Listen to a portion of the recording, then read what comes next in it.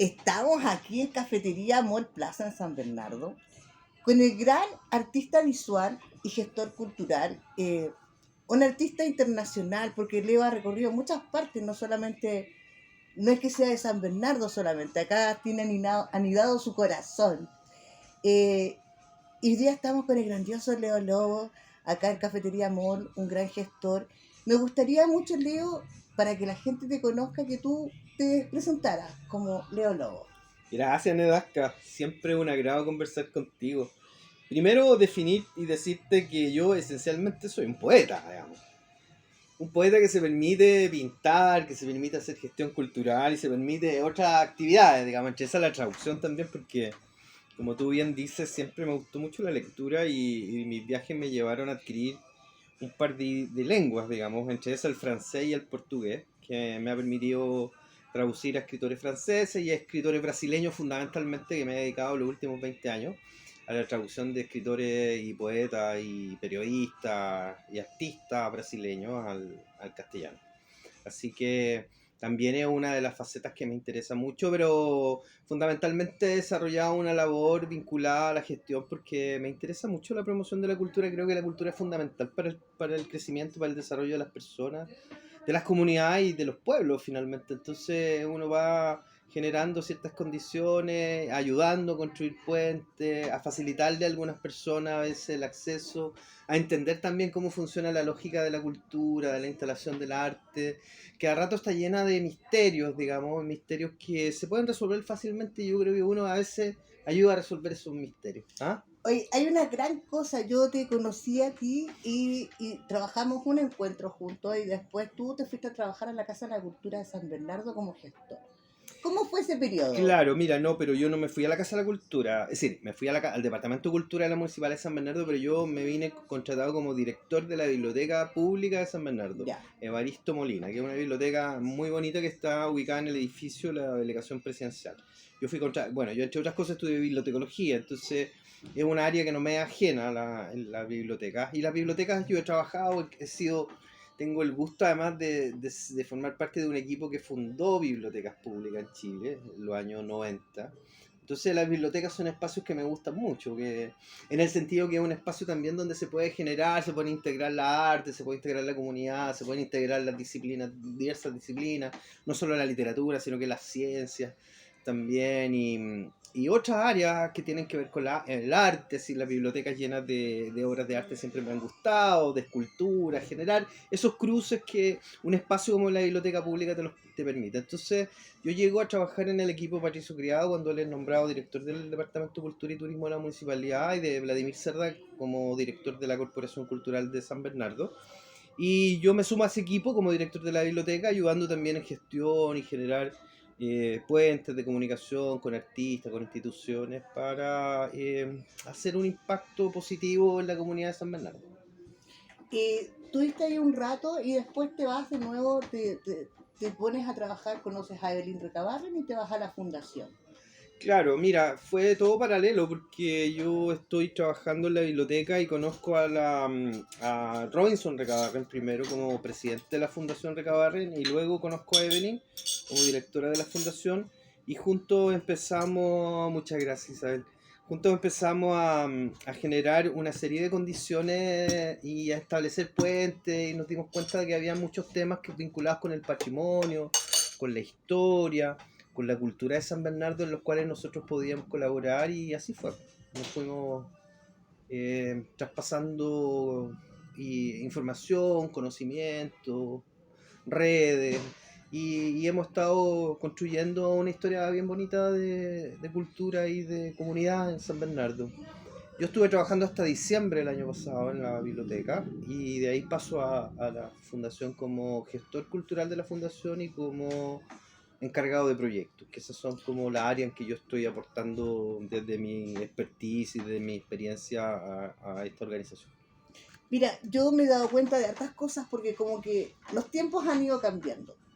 Toda la forma de, por ejemplo, nosotros ahora estamos haciendo un programa en vivo, por ejemplo, tenemos espacios de difusión más satelitales, por así decirlo, la internet abre un montón de espacios y también se pierde un poco el hecho de de las intervenciones artísticas, se pierde la salida de los museos. Que ustedes en la Fundación Recabarren como fundamento es la difusión del artista. A mí me llamó mucho la atención porque Leo Lobos, desde que llega a la fundación, hace una gestión diferente. O sea, hace una intervención cultural, porque un día Leo me llama y me dice, oye, tenemos una exposición en la ortodoncia. En el Instituto Nacional de Ortodoncia. Tenemos una exposición ahora que se inauguró hace poco de Evelyn en un pasillo del arte, que no existía. Entonces, ¿de dónde salen estas ideas revolucionarias a lo mejor para algunas personas que son más modelo clásico, por así decirlo, pero que son una innovación en el arte? O sea, tú estás haciendo que las personas vean arte en lugares donde no se ve arte. Cuéntame un poco de esta propuesta que... Qué bonito que lo observaste, porque hay mucha gente que le parece a ratos que es muy obvio todo, ¿ah? Pero tú lo observaste y me parece que es una buena observación. Así es, yo creo que, mira, una de las cosas que conversamos mucho con Evelyn, y yo le decía que tengo esta tesis me la enseñó un gran maestro de la poesía, que él decía que la cultura debería transformarse como el mar en una ola, tras ola, tras ola, tras ola, hasta cubrirlo todo. Esa era una frase muy bella de un poema, pero es una metáfora finalmente que dice que hay que cubrir el mundo con arte, digamos, ¿ah? Y que la acción, arte digo, también puede ser poesía, puede ser literatura, puede ser cualquier tipo de disciplina artística, digamos, no necesariamente el arte visual o la escultura o la fotografía, cualquier disciplina, en este caso la poesía también. Entonces yo decía, claro, hay gente que no tiene la posibilidad de ir a un museo, que no tiene la posibilidad de ir a una galería de arte menos, que es más elitista, que hay muchos menos.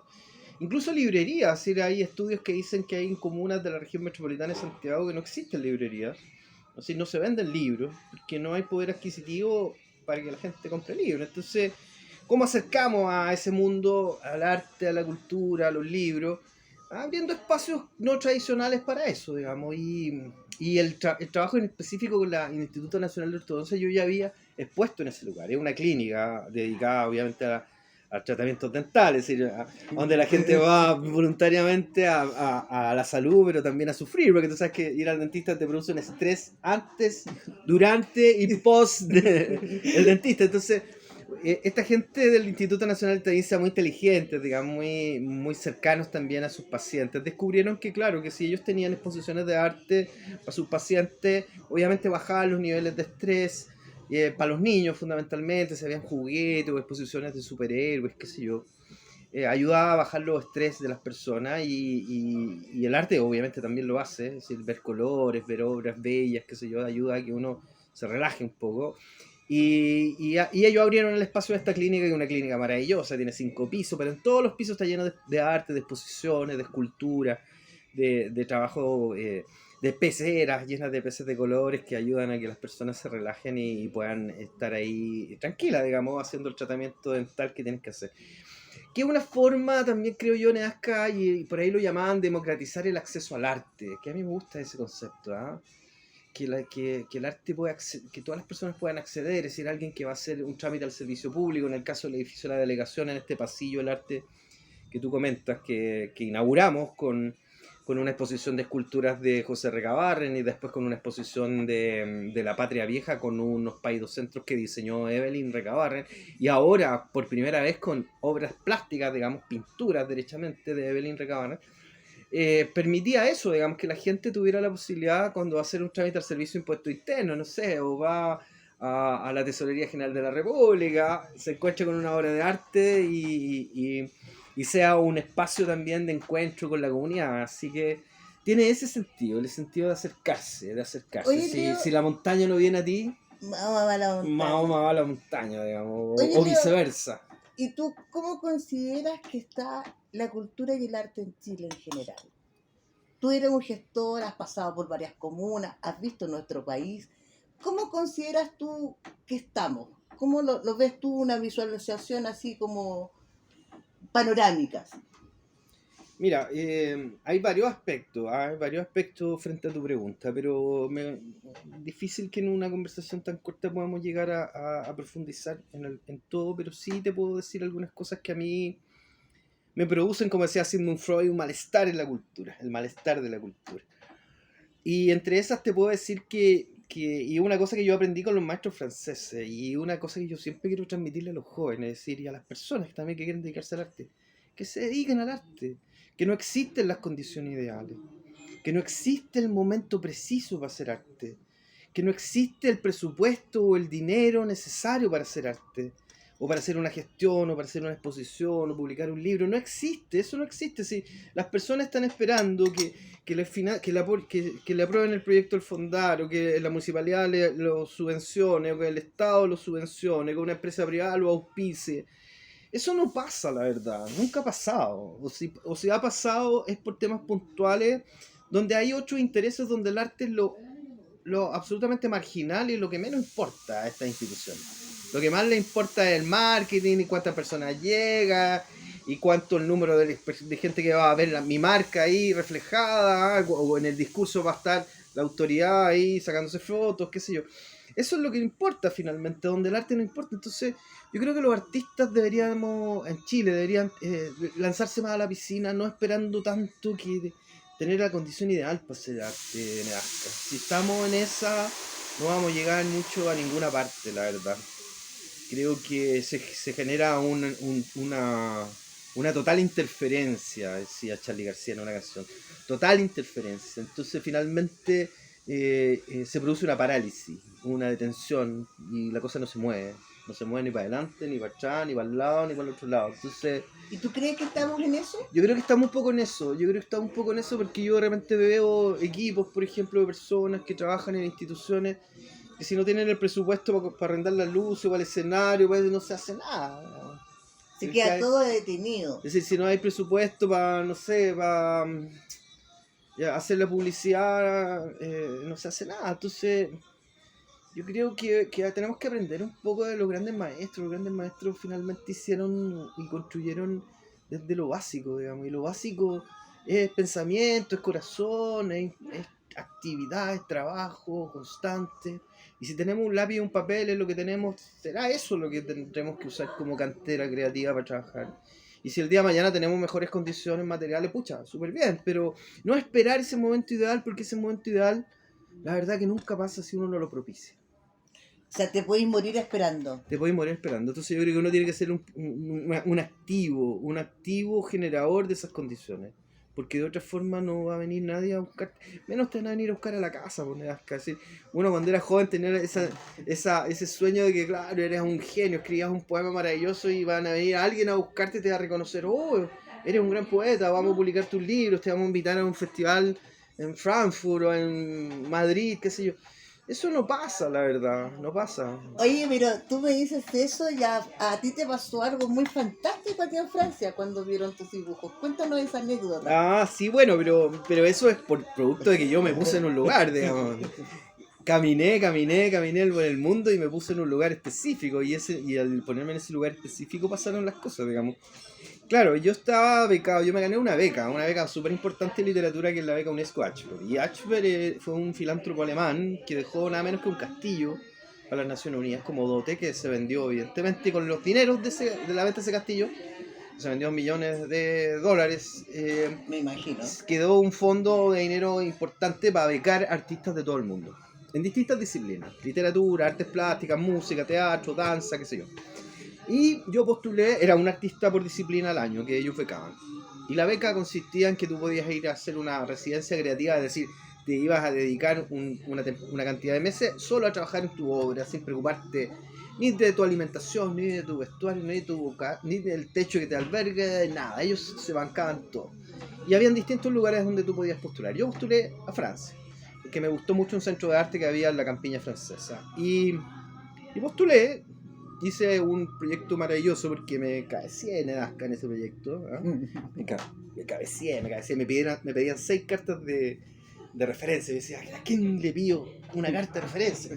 Que tenga un peso así importante. Entonces se me ocurrió mandarle todos mis libros que tenía publicados en esa época al presidente de la República. Y dije, bueno, el presidente me tendrá que contestar. Y me contestó con una carta muy bonita, felicitándome por mi aporte a la cultura de Chile. Dije, tengo mi primera carta de referencia. Golpeando puertas. Golpeando puertas. Y además teniendo esta actitud proactiva, digamos. Dije, yo voy a hacerlo así de la manera que, a ver qué se genera. Después se me ocurrió mandarle esto mismo, no sé, al ministro de Educación, a algunos embajadores de algunos países de Europa, qué sé yo, y todos me contestaban las cartas, entonces empecé a juntar mis 6 cartitas. Tenía las 6 cartitas de puros personajes así súper influyentes. Dije yo, bueno, tengo algunas chances. Y mandé mi proyecto, que era un manojo así. En esa época, te estoy hablando del año 2000. No sé, me costó 50 lucas el envío correo solamente. Y mis amigos se reían en mi cara, me decían, pero Gil, es decir, eligen a un artista del mundo al año, ¿tú crees que va a ganar esta beca? Bueno, me la gané, pues fui el que se ganó la beca UNESCO Ashberg del año 2001 y me fui a Francia el año siguiente y estuve una temporada allá. Y bueno, conocí en este centro de arte a un tipo increíble que era Franck Tenot, que es un personaje de la cultura francesa, un empresario millonario en euros que se dedicó a promover toda su vida al arte, todas sus disciplinas. Y uno de los mayores aportes de Franck Tenot a la cultura del mundo, porque él rescató el jazz y a los jazzistas norteamericanos. Es decir, si hoy día conocemos y hablamos del jazz, es gracias a Franck Tenot. Franck Tenot fue el que rescató a todos estos músicos, que muchos de ellos estaban en la marginalidad, no sé, en Nueva Orleans, en Nueva York, en otras ciudades de Estados Unidos, que a veces tocaban en los clubes nocturnos por un trago, por comida o por droga incluso. Él lo rescató y no solamente creó una radio de jazz en Francia, que hasta el día de hoy funciona, por cierto, además un sello discográfico, y organizó unos tremendos conciertos de jazz en el Olympia, en el Teatro Olympia de París, que son famosos, ¿sí? Sí, Miles Davis, Charlie Parker, Thelonious Monk, no sé, La Fitzgerald. Son muchos. Todos los conciertos de todos estos artistas, él los puso a nivel mundial y les dio un escenario así formidable. Y además no solo un escenario, sino que además todas las cajas de amplificación posibles, revistas de jazz, sello discográfico donde podían grabar, una radio donde podían difundir su música. Se hicieron estos conciertos por los cuales además se grababan películas. No, él hizo cosas maravillosas, conectó a los músicos también con la escena de vanguardia del cine francés, es decir, Ascensor para un cadalso, donde actuara Jean Moreau con Miles Davis en la música. Son cosas gracias a Franck Tenot. Y él fue el que te rescata a ti. Él era el director del Centro de Arte Camac, él era el benefactor de ese espacio. De hecho, el centro era de su propiedad, digamos, él financiaba todo eso ahí. Es decir, mira, para que te hagas una idea, en ese lugar, para estar residente un artista que venía por su propia cuenta, digamos, tenía que pagar 6.000 euros mensuales. 6.000 euros son como 5 millones de pesos mensuales. Para estar ahí. Para usar las instalaciones, para vivir ahí, para dormir ahí, para comer ahí, para usar los talleres y trabajar ahí en ese centro. Que tenía unos talleres increíbles, una biblioteca maravillosa, a la orilla del río Sena, un castillo, no sé, una casa refaccionada, una mansión, no, un lugar idílico para estar. 6.000 euros mensuales. Que yo como becado de la Nación Unida, por la beca UNESCO, ellos bancaban ese dinero por mí, digamos. Pero había otros artistas que pagaban esa plata para estar ahí. Entonces, Franck Tenot aparece un día. Yo tenía un taller hermoso, con un escritorio, con una vista al río Sena, que iba camino a París, así, un lugar idílico, ahí yo trabajaba. Y él aparece una mañana y a conversar, porque era un señor muy simpático, muy cercano, como son los grandes finalmente, gente muy cercana. Y me comenta, me dice, oye, estos dibujitos que están aquí, ¿cuánto valen? Yo sé, esos dibujitos son míos, pero ¿cuánto valen? Es su pregunta, no la entiendo, digamos. Yo nunca había pensado que podían tener algún valor. Y si lo pensé, no sabría cómo evaluarlo. Entonces me dijo, mira, yo te voy a enseñar cómo funciona el mercado del arte. Y me dio una pequeña lección, que fue una gran lección, pequeña en el sentido que fue un rato corto, donde él me explicó así con lujo de pelo y señales cómo funcionaba el mercado del arte, y terminó llevándose esos dibujitos y otros, y además insistiéndome en que yo me tenía que dedicar a pintar. Me puso materiales, telas, pinturas, pinceles y un taller hermoso, donde estuve trabajando como 3 meses pintura, porque yo iba becado para escribir. como poeta, digamos. Terminé Pintando. convirtiéndome en pintor y además y organizé la primera exposición de mi vida, Nazca de pintura en Francia, en ese lugar. Entonces es un lugar que evidentemente para mí es significativo y mágico porque fue como el sueño, digamos, que uno había tenido. Igual tu educación en este espacio tiene que haber sido una apertura mental. Total. Imagínate que cuando yo llego a Camac, a este centro de arte, se llama Camac, que era su sigla, Centre de Art Marne Art Center. Centro de Arte Marne, Arte, Centro de Arte Marne. Y se leía así y así, era un palíndromo. Camac se lee así y se lee así. Centro de Arte Marne de la ciudad de Marne Art Center. Center Art Marne Art Center. Es un palíndromo. Que un palíndromo, para los que no saben, es una palabra que se lee de adelante como Ana, con el nombre Ana. De adelante hacia atrás y de atrás hacia adelante. Igual, es decir, tú dices Ana, Ana y Ana, digamos. Entonces, son ejemplos. Entonces, yo estuve en este lugar, cuando yo llego a este lugar, había un artista coreano, por ejemplo. Había unos artistas neozelandeses, había un artista norteamericano, había una artista brasileña, había una artista argentina. Era el mundo, digamos. Y el Policultural total. Total. Y una de las gracias es que todos teníamos libertad de trabajo todo el día. Es decir, yo trabajaba desde muy temprano, siempre me ha gustado trabajar desde temprano. 7 de la mañana, 8 de la mañana, yo ya estaba en mi taller trabajando, escribiendo, qué sé yo. Y cada cual iba a la cocina estaba disponible, abierta con todas las cositas ricas que tú quisieras comer, para el almuerzo, qué sé yo, para el desayuno, para el 11, todo lo que quisieras.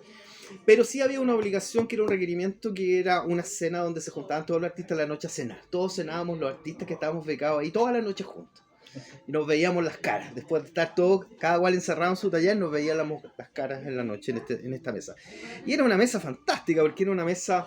Además los franceses, que eran los administradores, era gente muy increíble, porque hablaban 5 idiomas, 6 idiomas. Entonces ellos eran los coordinadores sociales de esta mesa, porque de repente estaba, no sé, el coreano, imagínate, un coreano contando su historia. Nadie entendía nada, pero todos lo escuchábamos con atención. Había un silencio respetuoso por cada uno de las participantes, y después nos traducían. Primero traducían al inglés para los gringos, después traducían para los gringos, digo, los neozelandeses y para los norteamericanos. Después traducían al castellano. El último era traducción para mí, entonces, y todos nos íbamos riendo así de la historia o entendiendo la historia de a pedazos, digamos. Después le tocaba a otro y así. Entonces eran una cena increíble, maravillosa, se te abría la cabeza así. Apareció gente, no sé, imagínate, conocía gente de Rumania. Y así como yo llevaba un periodo largo en Camac, habían otros que hacían residencias súper pequeñas, y gente que iba por una semana. Entonces de repente apareció un rumano de Transilvania. Yo decía Transilvania, que yo creía que era solo en la historia de fantástica. No, Transilvania existe en el mapa. Y no era vampiro. Y era un vampiro, ¿sí? pero tuve el gusto de conocerlo. No lo vi en un libro ni en la película. De Transilvania, entonces se te abría la cabeza así increíble, y te contaban historia y cultura y los alimentos, qué sé yo. Y bueno, yo siempre he sido una persona muy afortunada, porque me convertí era como el artista, no te digo que el mejor, pero sí el más regalón, digamos, porque yo había indicaciones a la cocinera de Camac, Madame Pounot, de que era yo quien definía el menú de la cena de la noche. Es decir, yo era el que decía qué mierda íbamos a comer en la noche. Claro, me llevaban un pool de posibilidades, yo decía, o esto, ¿ya? Yo era el dictador de la cena de la noche. Entonces, era muy, muy entretenido, porque había gente que se acercaba así como de otro. Después, no sé, nos encontrábamos en el patio, que se, además una casa preciosa, que te digo. Marne-sur-Seine, además un pueblito de la campiña francesa muy bonito, porque tiene apenas 200 habitantes. Y es como un lugar de reposo de la gente de clase alta parisina, digamos. Los parisinos tienen su casa de campo ahí, digamos, unas casas preciosas, llenas de jardines de flores, un lugar y cuando muy vas bonito. A Chile después de todo esta absolutamente deprimido. No. Vuelves con otra perspectiva de las cosas. No, por supuesto, no. Ahí se produce en Edasca, como dicen algunos amigos, y que es un concepto que a mí me parece que es bien notable, que es un salto cuántico. Me pegué un salto cuántico ahí en Camac. no solo por mi experiencia personal, sino que además lo que es construcción de redes, lo que es la construcción con las personas que conocía, y conocí gente muy importante, muy relevante, digamos, en distintas disciplinas. Así que fue realmente una experiencia que mudó la vida, sí, fue un antes Y un después. y un después. Y valió la pena, de todas maneras. Aunque también eso tenía muchos costos, ¿cachai? Tuvo un costo de abandonar mi familia, dejar a mi hija, dejar a mi familia, dejar Chile, que no es fácil. Yo cuando llegué al aeropuerto Charles de Gaulle en Francia y salí ahí al mundo y vi un mundo ajeno y gigante, Y me hizo gigante. cuscús, como dicen los mexicanos. Me dio sustito, digamos. Dije, ¿qué vine a hacer aquí? Es decir, yo estaba tan tranquilo en mi país, digamos. Pero bueno, caché que todo tiene un costo, digamos. Cuando la gente cree que las cosas son gratis, no, pues no son gratis. También hay costo, hay soledad. Uno vive soledad también. Te vives momentos de tristeza y de alegría, sin duda, pero también de tristeza que te los tenés que bancar y eso va templando el acero, como dicen por ahí también. Como uno va templando el carácter, va Se templando va también. haciendo el artista, Se se va va haciendo, creando. sí, se va haciendo y definitivamente algo que yo considero muy positivo. Bueno, yo gracias a haber estado en Camac conocí a una escritora brasileña fantástica, la Cristiane Grando, que me presentó, entre otras cosas, a Philippe Villemar, que era un investigador de la Universidad de Sao Paulo. Y después yo de Camac salté a Sao Paulo, salté a Brasil y estuve viviendo nada menos que 6 años en Brasil. O sea, te empapaste de la cultura Me brasileña. empapé de la cultura brasileña, ¿Te adoro, gustó? adoro, adoro. No, y además, Nazca, yo siempre tuve facilidades para los idiomas, en el sentido que yo agarraba un libro cuando chico y estaba en inglés y yo entendía casi todo, y si no buscaba un diccionario y lograba traducir. Y con el portugués me pasaba, con el italiano me pasaba, pues agarro un libro en italiano, puedo leer casi todo, algunas cositas que no entiendo, pero bueno, pues voy traduciendo. Y con el portugués me pasaba, yo leía portugués, casi entendía todo. Pero empaparme de la cultura brasileña y del portugués y asumir el portugués como una lengua también que hablo, porque tú sabes que el idioma tiene tres patas, la escritura, la lectura, la escritura y el habla, digamos. Entonces, a veces, por ejemplo, en el francés, yo hoy día el francés, porque lo he ido perdiendo con el tiempo, el hablado, digamos, el francés hablado, tengo buena lectura, escritura pésima, no podría escribir en francés, idea, pero sí leer, y hablar como si como ça. Pero en el portugués me pasa lo siguiente, que yo leo portugués fluidamente. Todo lo que está en portugués lo leo casi ya sin ningún problema. Casi todo lo entiendo.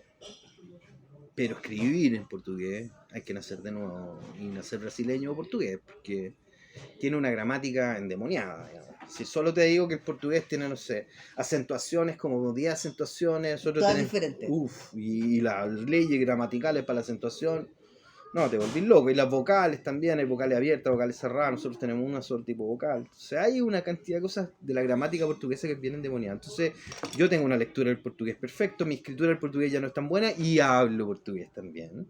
Es decir, puedo soñar en portugués, puedo hablar en portugués con cualquier brasileño y con cualquier portugués sin ninguna dificultad. Y entiendo casi todo. Entonces son cosas bien interesantes del idioma. Y eso me lo dio Camac también, me lo dio Francia.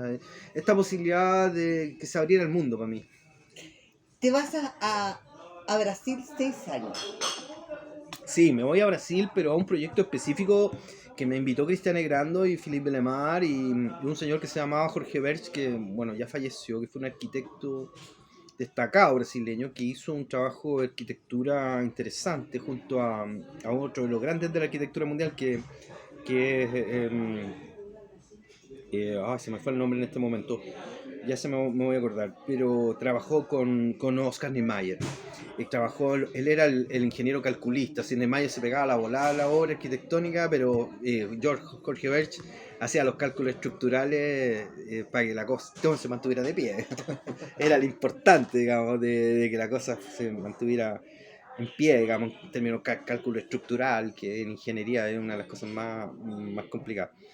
Y él creó un centro de arte que se llama Jardín de las Artes. Y yo fui el gestor del Jardín de las Artes junto con Cristiane Grando. Y además trabajé en ese proyecto 2 años, que fue muy bonito porque ahí la idea era hacer un pequeño Camac, pero en América Latina. Entonces era recibir artistas de otros lugares del mundo que pudieran trabajar ahí y mostrar su obra y conocer la comunidad. Un poco lo que hicimos Nosotros Allá, pero en Latinoamérica. pero en Latinoamérica. Entonces conseguimos algunos apoyos de las Naciones Unidas a través de la UNESCO para residencias internacionales. Así que fue un proyecto bien interesante. Además armamos una galería de arte en una ciudad que no había nada de galería de arte, que la gente no había visto nunca una pintura, ponte tú, en un formato galería de arte. Entonces fue un espacio y una experiencia muy bonita.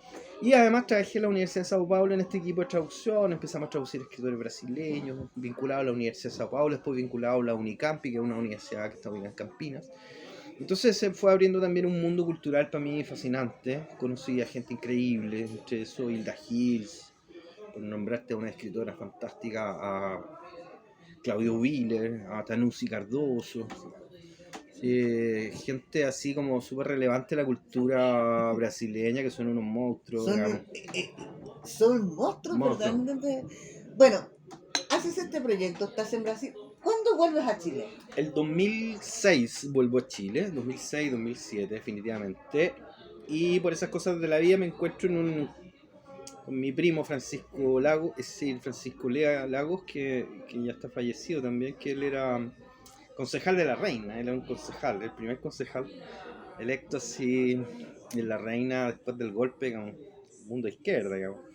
Un cabro de mi, digo cabro porque éramos primos muy yuntas. El Francisco falleció hace poco tiempo atrás. Y me dice, Leo, vente a mi casa, tengo una fiesta con algunos amigos. Y yo venía llegando a Brasil, te digo. Entonces aparezco en esa fiesta, que es un encuentro muy simpático, así comiendo un asadito, qué sé yo, conversando. Y de repente aparece un personaje que yo había conocido en los años 80 que se llamaba Claudio Rego. Entonces me dice, hola Claudio, ¿cómo estás, Leo? Oh, tanto tiempo que no nos veíamos, ¿qué estás? Bueno, me cuento, vengo llegando de Brasil, estuve vinculado en estos temas, estuve en Francia, me gané estas becas, qué sé yo.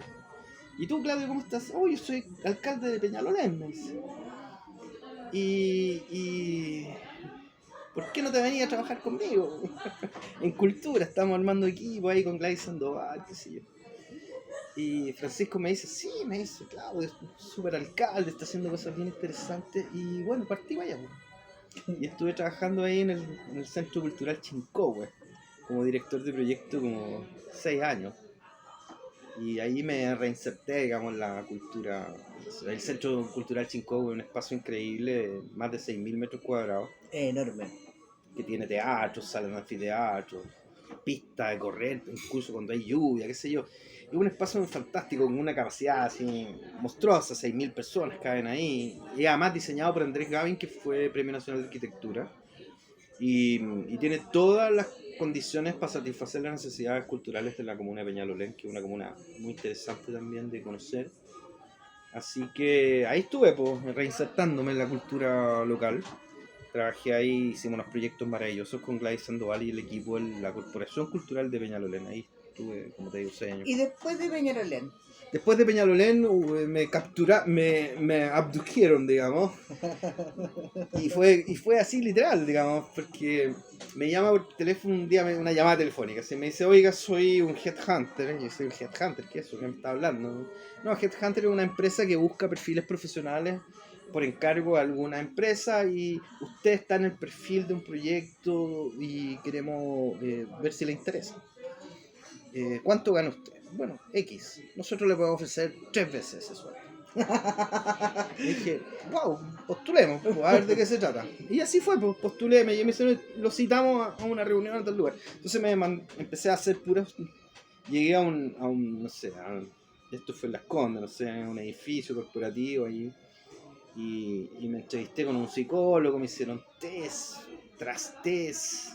Tuve 3 meses en eso. Entonces iba a un test, después me citaban a otro y así. Fui pasando, sorteando etapas. Hasta que en un momento me dicen, oiga señor, usted salió seleccionado entre los 3 finalistas de esta posibilidad. Entonces ahora viene la final, que es reunirse con el dueño del proyecto y él decide quién gana, en qué área. Y claro, y el proyecto ¿qué era? Era un centro cultural que estaba haciendo un médico que tenía una casa que quería refaccionar y convertir en un teatro, en una galería de arte, en un espacio cultural importante, en Bellavista. y querían a alguien que se encargara de liderar ese proyecto cultural.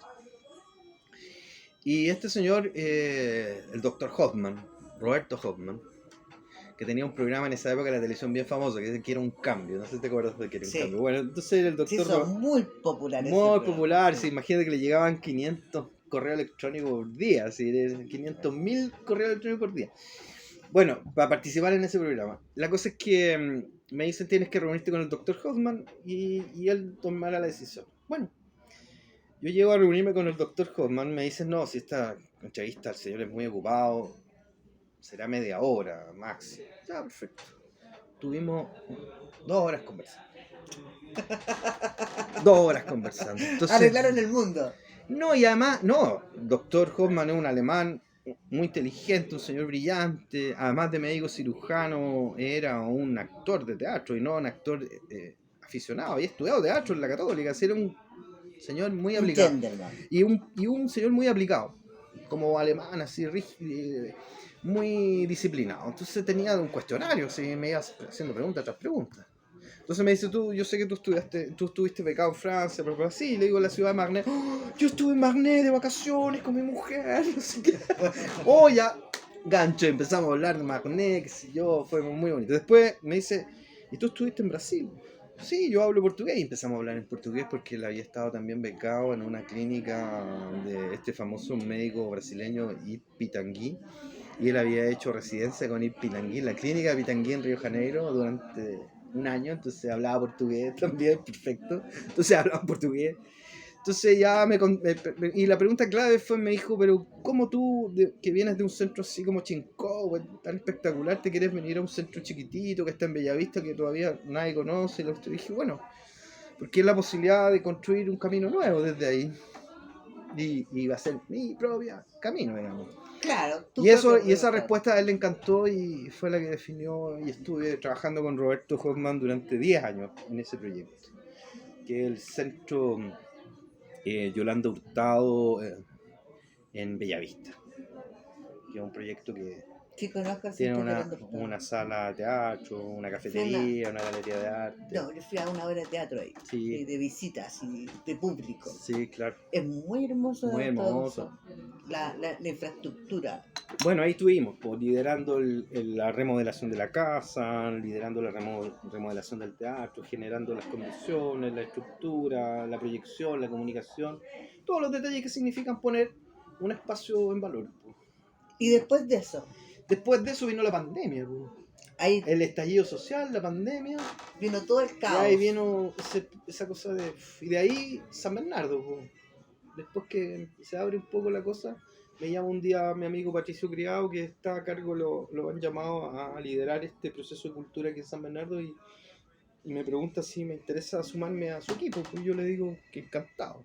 Me dice desde la biblioteca porque necesitamos levantar también ese espacio comunitario y aquí estamos. Y ahora has planteado todo lo que tú has aprendido y se nota el cambio en la fundación, se nota esta visualización de la fundación, pero más que nada de la visualización de la fundación, tú haces un trabajo que no sé de qué fue la idea, pero es esta revalorización del trabajo de Recabarren. En tu exposición de poesía visual es un trabajo que tú haces de retomar una obra antigua, una obra que está prácticamente, sin desmerecer al autor, que está muerta, porque nadie se acordaba de José Recabarren. Así es. Y ese trabajo tú lo llevas de nuevo y más encima lo montas en un cine. Bueno, sí, ahí es que lo que tú dices es cierto, en el sentido que yo ya hoy día estoy metiendo como toda la juguera, digamos. Un jugo nuevo, digamos, ¿te fijas?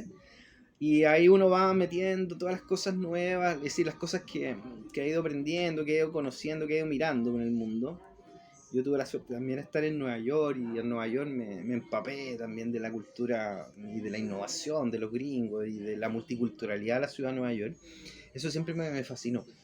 Las Naciones Unidas, cómo funcionaba esto en la isla de Manhattan, esta cosa multicultural, esta comunicación entre culturas distintas, pero que funcionaban con armonía, que siempre me fascinó.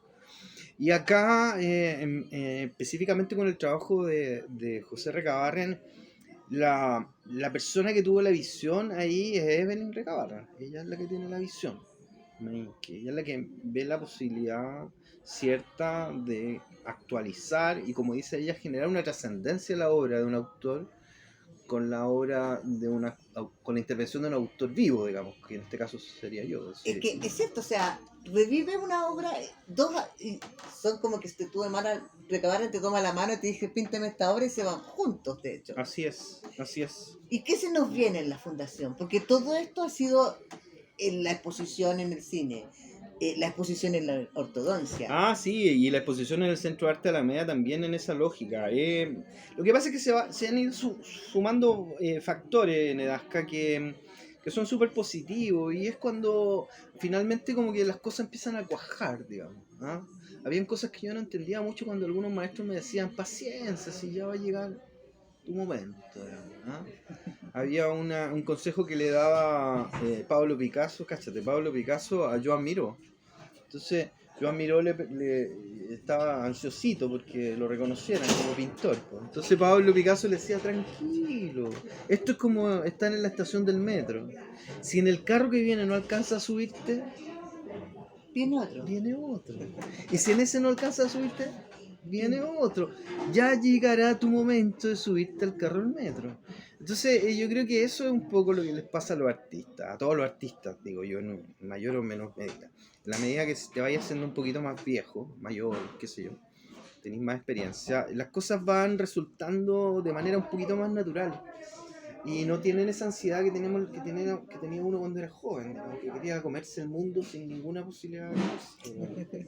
En ¿Ah? todo caso. ¿Y qué se nos viene? ¿Qué viene al futuro? Mira, se vienen cosas bien bonitas. Ahora, por ejemplo, estamos donando una escultura de José Recabarren a la municipalidad de Angol. Uy, qué importante. Porque, es decir, de Los Ángeles, discúlpame, me equivoqué, de Los Ángeles, que está en el sur, que es la ciudad donde nació José Recabarren. Entonces la municipalidad va a recibir una de sus esculturas y la va a poner en el hall de la municipalidad como destacado, ilustre artista nacido en la ciudad. Así que eso viene ahora en octubre. Vamos a viajar en comitiva a dejar esta obra, que es El Cantero, que es la obra, una de las destacadas iconografías de la fundación, donde el hombre que está puliendo la piedra Que es el bruta, símbolo, que es el símbolo también de la... que es claro, el isotipo del logo de la fundación, que es la escultura, el cantero, que además tiene un significado simbólico, pues tú sabes, el hombre que se pule a sí mismo, digamos, como un artista. Finalmente. Exactamente. Eso es una de las cosas que va a suceder, que estamos muy contentos de que suceda, y además estamos trabajando en una serie de proyectos. Ahora nos vamos a meter a trabajar duramente en la generación de proyectos para el 2023. Es decir, 24, digamos, en la manera de ver cómo nos asociamos con otras instituciones y de qué manera seguimos generando otro tipo de espacios de apertura. Ahora viene una radio de ustedes también. Y además sí hay un proyecto de comunicación que estamos haciendo con un gran y querido colaborador de la fundación, aparte de ti, por supuesto, Neasca, que es Julio Fuentes, quien nos va a asesorar en toda la cosa técnica para hacer las grabaciones de esta radio, qué sé yo, los contenidos. Y además una serie de exposiciones itinerantes, entre esas vamos a inaugurar una exposición de escultura de José Recabarren en el Duoc de San Bernardo. Seguimos trabajando con la sede del Duoc de Plaza Oeste, con la Universidad Tecnológica de Ciencias, con la Universidad de Ciencias de la Educación, con el Instituto Pedagógico y el Museo Valentín Letelier, donde vamos también a generar una actividad en homenaje a Gabriela Mistral a propósito de una escultura de Gabriela Mistral que hizo José Recabarren, que será donada al Museo Valentín Letelier. Estamos traduciendo el libro José Recabarren al italiano, al francés, al portugués, al inglés, bueno, y al castellano. Vamos a hacer una edición en 5 lenguas de ese libro. O Así sea, que Leo Lobo no para. no paramos. Ojalá. Oye, hasta la muerte. Sí. Hasta la muerte. Y Oye, después de la muerte quedará algo ahí y en la estela. ya para cerrar con todo esto, si alguien te quiere contactar de San Bernardo, si alguien quiere participar o quiere visitar la fundación, ¿dónde los puede encontrar? Bueno, en lo personal siempre es fácil encontrar a Leo Lobo en las redes. Digamos, tú pones Leo Lobo y aparece ahí mi Facebook o mi Instagram. que es @leoloboslagos, que es el Instagram, y en Facebook estoy como Leo Lobo, digamos. Por ahí podemos empezar a contactarnos, digamos. Y la fundación también tiene su Instagram, que es @profesor José Recabarren en Instagram y en Facebook igual, Fundación Profesor Recabarren. Y por ahí nos contactan y podemos seguir conversando. Estamos recibiendo, siempre conversando, porque tú sabes que finalmente todo surge en una conversación, como decía el maestro Humberto Maturana. Todo nace en este tipo de espacios de intercambio, donde es súper importante escuchar al otro con respeto, y hablar también, cuando se da ese espacio de respeto, también uno habla con el corazón abierto y cuenta sus secretos, como yo te he contado hoy día a ti, algunos de mis Oye, secretos. algunos, pero él no nos ha contado nada de su noviazgo, porque él es un hombre comprometido.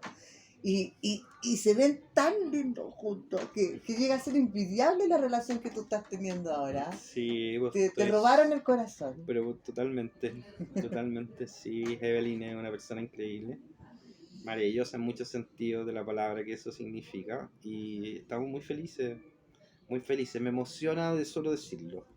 Así que no, contento, y yo creo que se nota, ¿no es cierto, Nazca? Sí, se De hace nota. rato que no estaba así, digamos, había tenido... Sí, hace rato y aparte que toda la energía y muchas actividades, Sí, muchas, o sea, yo te veía en redes, pero ahora es masivo. Así que eso, muchas gracias a todos los amigos que nos están viendo con Leo Lobos y nos vemos el próximo viernes en Cafetería Mall Plaza y vamos a estar con el director de la Fundación Recabarren, Robinson el Recabarren, presidente. presidente, eso, presidente, y nos va a estar conversando de un montón de cosas y de cosas que están pasando en San Bernardo. Un beso, los quiero a todos y nos vemos.